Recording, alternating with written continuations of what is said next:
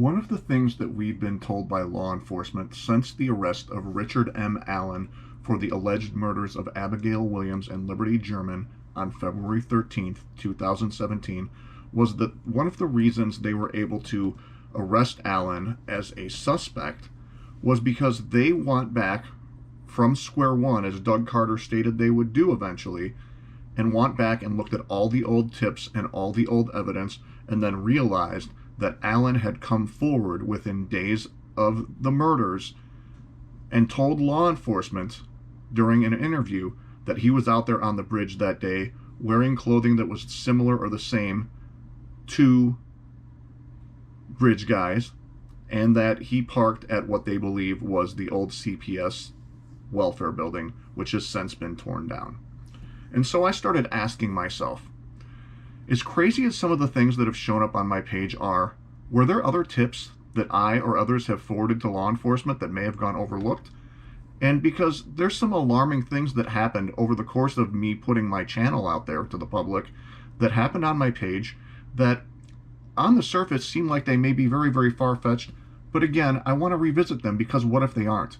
And if you're watching law enforcement investigators and you haven't seen this information before, I would highly suggest that you at least vet these things, even if they are 1 in 100 or 1 in a million shots. Why? Because I've already helped solve a cold case back in 2011, as some of you have seen on my page when I was editing for Patch.com, and somebody left a message in the message boards after a story that we wrote about an alleged serial killer known as the Hollywood Ripper. Well, that information turned out to be accurate, and the Cook County in Illinois, the Cook County State's Attorney flew this source that I procured for them out to Illinois, interviewed them, and it's what ended up bringing charges against this guy in Illinois after a case being cold for 18 years. The moral of the story is you never want to assume something is a fake tip or somebody with a mental illness just goofing around or something. So here we go. My video from a year ago, which you can find on my page, did Bridge Guy fall into law enforcement's trap? And what you have to do, if you're anybody watching this or if you're law enforcement, you've got to go to sort by, because this is hidden. Click on sort by and go to newest first.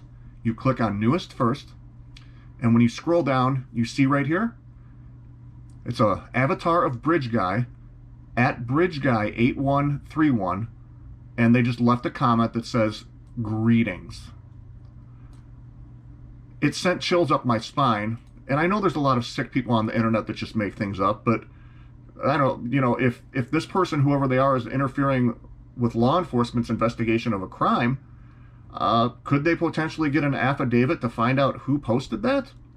I would hope so, because what if it is Bridge Guy or Richard Allen potentially or somebody else who is throwing this up in the face of law enforcement? Granted, I'm not saying that's the case, I'm not alleging that, but it needs to be vetted. I replied, quote, "I'll play your game. Tell us something about the crime scene only Bridge Guy would know." And this was over a year ago.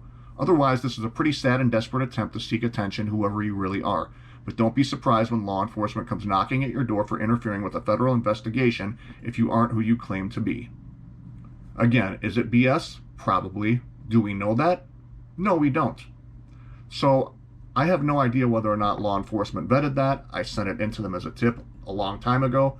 And then there's one more, and it's right here.